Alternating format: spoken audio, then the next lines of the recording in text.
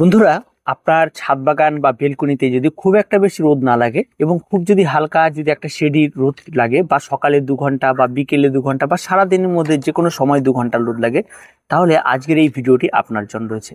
কারণ আজকে আমরা আপনাদেরকে একদম লো সানলাইটে হয় এমন 10টি গাছ নিয়ে আলোচনা করব, যে গাছগুলি আপনারা প্রত্যেকেই আপনাদের ছাদ বাগানে করতে পারবেন। তার সঙ্গে সঙ্গে এই 10টা গাছই কিন্তু একটা ফেংশুই মতে একটা লাকি প্ল্যান্ট, যা এই সমস্ত গাছগুলি আপনাদের ঘরে রাখলে আপনাদের সুখ সমৃদ্ধি এবং স্বাচ্ছন্দ্যের সমস্ত বিষয় কিন্তু খেয়ালও রাখবে। তো চলুন আর দেরি না করে আজকের ভিডিওটি শুরু করা যাক। আর ভিডিওটি পুরো স্ক্রিপ্ট না করে সম্পূর্ণ ভিডিওটি দেখতে থাকুন, তাহলে কিন্তু আপনি বেশ গাছগুলির নামও জানতে পারবেন এবং তার কি পরিচর্যা রয়েছে সে সম্পর্কেও কিন্তু জানতে পারবেন। বন্ধুরা, লো সানলাইটের যে গাছগুলি রয়েছে সেগুলিকে আমি দুটো ভাগে ভাগ করে নিয়েছি। 5টা গাছ, যে গাছটি আপনার একদম নিচের ফ্লোরে থাকবে, আর 5টি গাছ যেটা আপনার হ্যাঙ্গিং এ থাকবে। এই দু রকম গাছ নিয়ে আমরা আজকের আলোচনা। তো প্রথমে আমি 5টা যেটা আপনার ফ্লোরে থাকবে সেই 5টি গাছের নাম বলছি। প্রথম যে গাছটির নাম বলবো সেটা হচ্ছে এরিকা পাম। আপনি যেখানে গাছ রাখবেন সেই জায়গাটায় একটু লম্বাটে ধরনের কিছু গাছের প্রয়োজন রয়েছে, তাহলে কি সেই গাছটি সবার পেছনের দিকে থাকবে এবং দেখতে অত্যন্ত সুন্দর লাগবে। আর এই এরিকা পাম লো সানলাইটে খুব সুন্দরভাবে গ্রোথ করে। 2 নম্বর যে গাছটি নিয়ে কথা বলবো সেটা হচ্ছে অ্যাগ্লোনিমা। অ্যাগ্লোনিমা এই কারণেই রাখতে হবে কারণ অ্যাগ্লোনিমা বর্তমানে বিভিন্ন কালারের পাওয়া যায়। আপনি যেমন সবুজ কালার আপনি দেখতে পাবেন, তার সঙ্গে সঙ্গে কিন্তু আপনার যদি বাগানের ভেতরে বিভিন্ন রং বেরঙের পাতা থেকে থাকে, তাহলে সেটা কিন্তু আপনার দেখতে কিন্তু অত্যন্ত সুন্দর লাগবে এবং সেখান থেকে আপনি প্রচুর পরিমাণে পজিটিভ এনার্জি পাবেন।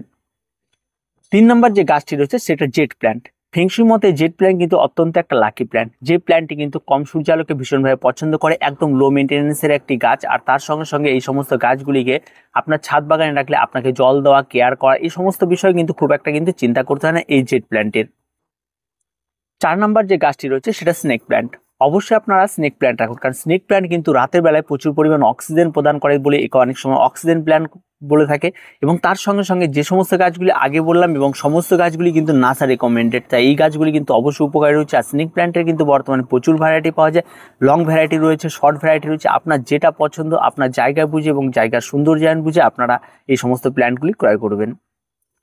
5 নম্বর যে গাছটি রয়েছে সেটা হচ্ছে পিস লিলি। অবশ্যই একটা পিস লিলি রাখা অবশ্যই প্রয়োজন রয়েছে, কারণ বাড়ির সুখ শান্তি সমস্ত কিছু কিন্তু নির্ভর করে এই পিস লিলির উপরে। তাই পিস লিলি আপনারা রাখতে পারেন, কারণ সূর্যালোক খুব একটা বেশি প্রয়োজন করে না, কিন্তু লো মেনটেন্যান্সের একটি গাছ এবং গাছটি কোনো রকম কোনো আপনার খারাপ কোনো কিছু করে না।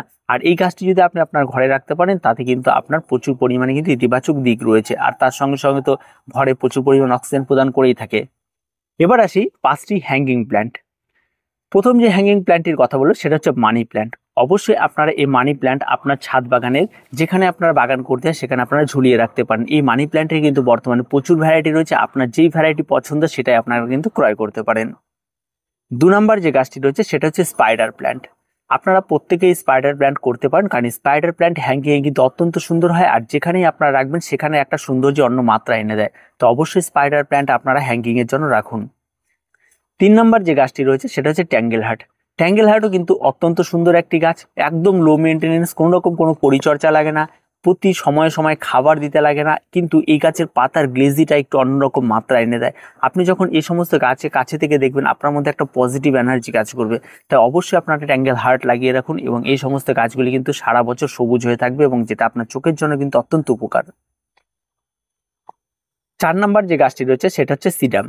সিডাম একটা স্যাকুলেন্ট ভ্যারাইটির গাছ হলেও গাছটি কিন্তু সবুজ পাওয়া যায়, বর্তমানে হোয়াইট পাওয়া যায়, তো প্রচুর ভ্যারাইটির পাওয়া যায়। আর সিডাম গাছের মধ্যে যে টবের মধ্যে রাখবেন টবটিকে সম্পূর্ণরূপে গোলাকার, একদম সম্পূর্ণ টব ভরে ওঠে এবং যাতে কিন্তু দেখতে কিন্তু অত্যন্ত সুন্দর লাগে। 5 নম্বর যে হ্যাঙ্গিংটি নিয়ে কথা বলবো সেটা হচ্ছে স্টোন ক্র্যাফট। অত্যন্ত সুন্দর একটি গাছ এবং গাছটির পাতাগুলি দেখলে দেখবেন একদম খুবই সুন্দর এবং দেখে যেন মনে হবে একদম একদম ছোট ছোট গোলাপ ফুল ফুটে রয়েছে, সবুজ গোলাপ, এবং প্রত্যেকটা পাতা অত্যন্ত সুন্দর। এবং আপনারা অবশ্যই স্টোন ক্র্যাফটটা কিন্তু আপনারা হ্যাঙ্গিং এর জন্য রাখতে পারেন এবং এই গাছটিও কিন্তু হ্যাঙ্গিং এ সম্পূর্ণরূপে গোল হয়ে ভর্তি হয়ে যায় এবং যেটা দেখতে একটা সময় একটা আলাদা রকম মাত্রা এনে। আর এদের প্রত্যেকটা গাছে কিন্তু একটা আলাদা রকম গ্লেজি তৈরি হয়। এই সমস্ত গাছগুলি লাগানোর জন্য অবশ্যই আপনার টব নির্বাচন রয়েছে। যে সমস্ত গাছগুলি আপনারা নিচে লাগাবেন সেই সমস্ত গাছ যেমন এডিকা পাম রয়েছে, এই সমস্ত গাছের জন্য একটু বড় মাপের পট হলে ভালো হয়। আর তার সঙ্গে সঙ্গে আপনারা যখন অ্যাগ্লোনিমা করবেন সেই সমস্ত গাছের জন্য 6 থেকে 10 ইঞ্চি মাপের টব যথেষ্ট। আর যেখানে আপনারা সাজাবেন সবসময় যেন বড় মাপের টবগুলিকে পেছনে, তারপরে একটু ছোট, তারপরে একটু ছোট, এইভাবে আপনারা সাজিয়ে নেবেন। ঠিক আছে, সাজিয়ে নিলে তাহলে আপনারা টবগুলি কোন মাপে নেবেন এবং টবের সৌন্দর্যায়ন কী হবে সেই সমস্ত কিছু নির্দিষ্ট বিষয়টা হচ্ছে আপনার উপর নির্ভর করে।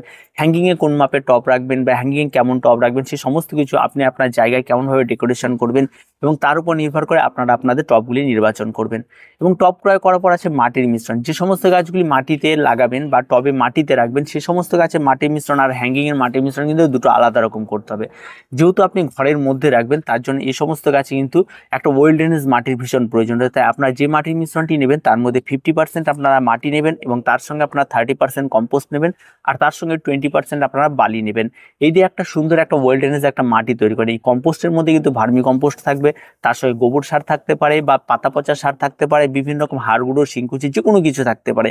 তবে এই সমস্ত গাছের জন্য একদম মেনটেনেন্স করে সমস্ত খাবার গাছের প্রয়োজন রয়েছে তেমনটা প্রয়োজন হয় না, কারণ এই সমস্ত গাছে ফুল ফল ধারণ করে, এদের কাছে পাতায় সৌন্দর্য, তার নাইট্রোজেনযুক্ত শুধু খাবার থাকলেও বাকি যে সমস্ত খাবারগুলি প্রয়োজন সেগুলি খাবার কিন্তু জৈব খাবারের মধ্যে থেকেই যায়। তাই তেমন কোনো খাবারের বাকি সমস্ত বিষয়গুলি না তো ভাবার কোনো প্রয়োজন নেই। এই করে আপনারা একটা মাটির মিশ্রণ তৈরি করবেন আর যেখানেই রাখবেন তার নিচে কিন্তু অবশ্যই আপনারা একটা প্লেট রাখার চেষ্টা করবেন এই টবগুলির নিচে, যাতে জলটা দিলে সেই জলটা যেন অতিরিক্ত জল প্লেটের মধ্যে জমা থাকে, তা নাহলে কিন্তু আপনি যেই জায়গাটা রাখবেন সেই জায়গাটা সমস্ত জায়গাটা কিন্তু জলে ভেসে যাবে জল দেওয়ার সময়। এবং এটাকে আর জন্য আপনাকে প্রতিনিয়ত সেই জায়গাটাকে পরিষ্কার করতে হবে, নোংরা হবে জলের জন্য। তো সেই বিষয়টা কিন্তু অবশ্যই মাথায় রাখতে হবে। এবার হ্যাঙ্গিংটা যেখানেই রাখবেন সেখানে কিন্তু জলটা খুব অল্প পরিমাণ দেখবেন, এমন কোনো জল দেবেন না যে জলটা একবার চুয়ে চুয়ে নিচে পড়ে। আর হ্যাঙ্গিংয়ের ক্ষেত্রে যে মাটির মিশ্রণটি করবেন সেই মাটির মিশ্রণের মধ্যে আপনারা 30% নর্মাল গার্ডেন সয়েল নেবেন, তার সঙ্গে আপনারা একদম পুরো 50% যদি পারেন পাতা পচা সার নিয়ে নেন তাহলে অত্যন্ত ভালো। আর যদি পাতা পচা সার না থাকে তাহলে আপনারা এখানে 50-50 আপনারা মাটি এবং বাকি 50% আপনারা কম্পোস্ট জোগাড় করে নিতে পারেন। আর এখানে বালি বা কোনো কিছু সেরকম প্রয়োজন পড়বে না, এই মাটির মিশ্রণটি অনেকটা হালকা হয় আর বালি অনেকটা ভারী হয়, তাই সেরকম কিছু প্রয়োজন পড়বে না। আর এক্ষেত্রে কিন্তু একটু সাবধানের সঙ্গে আপনাকে সেটা ঝোলাতে হবে যেন কোনো রকমে খুলে না পড়ে যায়, এই বিষয়টি কিন্তু খেয়াল রাখতে হবে এবং একটু সাবধানতার সঙ্গে হ্যাঙ্গিংগুলিকে রাখতে হবে। এবার আসি ওয়াটারিং। যেই গাছে জল দেবেন সবসময়ের জন্য গোড়া চেক করবেন এবং দেখবেন যে গোড়াতে কোনো রকম কোনো জল জমে আছে কিনা বা মাটি ভেজা ভেজা মনে হচ্ছে কিনা। যদি মনে হয় গাছে জল প্রয়োগ করবেন, কারণ যে সমস্ত গাছগুলির কথা আপনাদের রেকমেন্ড করলাম এগুলি যেমন লো সানলাইট পছন্দ করে তার সঙ্গে সঙ্গে কিন্তু ওয়াটারিং এদের খুব কম লাগবে, তার জন্য অবশ্যই আপনারা সেই বিষয়টাকে কিন্তু নজর রেখে আপনারা এগুলি করবেন। আর অতিরিক্ত জল যদি কন্টিনিউ গোড়ায় জমে থাকে তাহলে কিন্তু ফাঙ্গাল আক্রমণ ঘটতে পারে, তাই এই বিষয়গুলি কিন্তু একটু মাথায় রেখে আপনারা করবেন। হ্যাঙ্গিংয়ের ক্ষেত্রেও ঠিক তাই, যখন মাটি একদম পুরোপুরিভাবে কড়াভাবে শুকিয়ে যাবে গাছের গোড়ায় হাত দিলে আপনারা বুঝতে পারবেন তখন জল প্রয়োগ করুন। আর জলটা অল্প করে প্রয়োগ করুন যাতে জলটা গোড়া দিয়ে বেরিয়ে নিচে জায়গাটা নষ্ট নয়, সেই বিষয়টা একটু নজর রেখে করবেন। তো এই হচ্ছে পরিচর্যা। আর থাকে ডিজিজ, অবশ্যই গাছ লাগালে ডিজিজ হবেই, আর সেক্ষেত্রে একটু আপনাকে খেয়াল রাখতে হবে। আর যেহেতু এগুলো ইনডোরে থাকবে তাই অ্যান্টিফাঙ্গাল, পেস্টিসাইড এই সমস্ত কিছু স্প্রে করার কোনো প্রয়োজন নেই। ফার্স্ট অবস্থাতে সবসময় খেয়াল রাখবেন পাতাগুলিকে একটু মুছে দেওয়া, পরিষ্কার রাখা, যে সমস্ত ইনডোরেগুলো পড়লাম। আর জেট প্ল্যান্টের কোনো রকম কোনো রোগ হয় না, ঠিক আছে। কিছু ভ্যারাইটি আছে যেগুলি কোনো রোগ হয় না। আর যেমন আপনার যতগুলি ভ্যারাইটি বলছি এদের কোনো রকম কোনো ডিজিজ সেরকম হয় না, কিন্তু জল অতিরিক্ত জমলে গোড়ায় সমস্যা দেখা দিতে পারে। সেক্ষেত্রে গোড়ায় সমস্যা দেখা দিলে কোনো ব্যাপার নেই, একটু অ্যান্টিফাঙ্গালগুলো গোড়ায় দিয়ে দেবেন, তাতেই হয়ে যাবে। আর তেমন কোনো মেনটেনেন্স নেই। আর আপনি প্রতিনিয়ত একটু গাছের কাছে যাবেন, একটু দেখবেন যদি খারাপ পাতা কিছু মনে হয় তাহলে সেগুলি কেটে ফেলে দেবেন, এটুকুই মেনটেনেন্স থাকবে। আর তেমন কোনো কিছু নেই। আর ফার্টিলাইজার মানে বারবার করে ব্যবহার করতে এমন কোনো কিছু নেই, গাছ লাগিয়ে দেওয়ার আপনি বছর বছর ফার্টিলাইজার ব্যবহার করুন, আর নাহলে বছর বছর আপনি আপনার টবে রিপোর্ট করুন, এতেই যথেষ্ট। আর কোনো রকম কোনো ফার্টিলাইজার তেমন কোনো কিছু প্রয়োজন পড়বে না। তার কিছু বলেন নেই। ভিডিওটি ভালো লাগলে অবশ্যই লাইক, শেয়ার এবং কমেন্ট করুন। আর আমাদের চ্যানেল নতুন হয়ে থাকলে চ্যানেলটিকে সাবস্ক্রাইব করে রাখুন। এ ধরনের নিত্য নতুন ভিডিও আপনারা প্রতিদিন পেয়ে যাবেন।